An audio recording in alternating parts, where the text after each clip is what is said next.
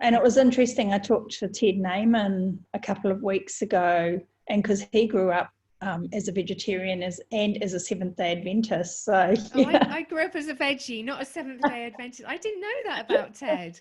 That's Mm, interesting. yeah, so that was a really interesting conversation. So, do you want to just tell us about your vegetarian experience and why you ended up, switching to meat and fats? But do you know, I mean, that I didn't know that about Ted, but this is so common. So Nina Tychols used to be a vegetarian. Leah Keith used to be a vegan. I think Sean Croxton used to be vegetarian. I can't remember all the names, but there are so many people who now Mm, speak at conferences supporting the real food message who used to be vegetarian. And I guess Chris Kresser, there's another one that's just come to mind. yes. Uh, Yeah. and I guess we learned from personal experience that you can get really sick. And I think some people get away with, I think there's a difference between vegetarian and vegan. So I was mostly vegetarian for about 20 years. But then at one point, as often happens with vegetarians, you kind of go the whole hog and go into the vegan arena. And that's when I really started to have some bad troubles, eye disease, fatigue, mood symptoms, hormonal symptoms, and whatever. I really became quite unwell then. And I just at no point had any idea that I might be missing out on some things by going vegetarian or vegan. Why would I? I was never taught any of that at school. Nobody ever taught me about micronutrients or macronutrients or complete protein or the different forms of omega-3 fatty acids and the ratio needed between omega-3 and omega-6. Why do we not teach our children this? I can't believe there's anything more important to come out of school knowing other than how to eat for the rest of your life to stay slim and healthy. And yet none of that is taught. So I absolutely adore animals. I got to the point where I just thought I cannot bear the thought of eating an animal. It just never occurred to me that actually that's part of life. That's part of what has to happen. Cats eat other animals. We eat other animals. I wish we could get everything that we needed from plants alone, but the nutritional facts are that we can't. And I don't like that. I still don't like that, but it is a nutritional fact and it's one that I can't avoid. So then you make the choice, can you be healthy enough? And I certainly could have done it better because I didn't know anything about supplements, so I wasn't supplementing.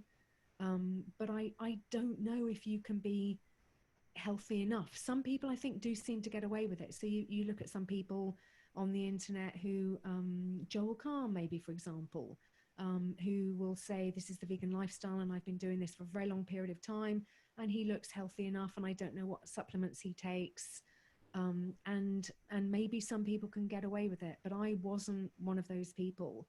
And just to take one nutrient, for example, so we know that vitamin A comes in two forms. So it comes in the form of carotene in plants and it comes in the form of retinol in animals. And the form that the body needs is retinol. Now, a number of people can convert from carotene to retinol. And I don't know if it's some people or many people. It's definitely not most people. And for those who can't convert, you just don't get the vitamin A that you need, which is why I ended up in Moorfields Eye Hospital having two completely unnecessary, in retrospect, eye operations. And at no time did the surgeon say to me, can I ask you a question? Has your diet changed recently? Because that simple question would have made me think, well, I've kind of gone from veggie to vegan, if that's what you mean. And if only he'd been educated in the impact of nutritional health, he would have immediately said, you know what, I think you're one of the people who can't convert carotene to retinol. So you're going to need to put some animal foods back into your diet. And let's talk about what would be acceptable for you. Is milk okay or eggs okay? Ideally, it should be liver or oily fish, but where can we get to? But we never had that conversation. So um, for me, it was studying nutrition. It was realizing that there were different forms of nutrients. And when it comes to vitamin D, the body needs D3. It doesn't need the plant form, and you can't always convert. And omega-3, you need it in the form that comes from oily fish. You need the DHA and the EPA. You don't need the ALA. So people say, no, you can get omega-3 from flaxseed, not in the form that the body needs it. So what compromises do you want to take with your health? And a lot of vegans tend to be young. A lot of students, a lot of young people naturally go vegan. And then over time, they realize that their health has suffered. And much as they would love to stay vegan, and I was one of those people, they do get to the point where they realize, actually, I'm killing myself. And then when you look deeper into things like the planet argument, which is being used against us so much at the moment, people saying, oh, you shouldn't eat meat before it's destroying the planet. Actually, you realize that the complete opposite is true. You have to have ruminants as part of our life cycle on the planet, because the ruminants are rejuvenating the topsoil as they're grazing on the land and regurgitating all the microflora and all the rest of it. So without ruminants, you have no topsoil, and without topsoil, you have no ability to actually grow food naturally. Now, the fake food companies have realized this already, so they are already growing food upside down in greenhouses with no soil necessary.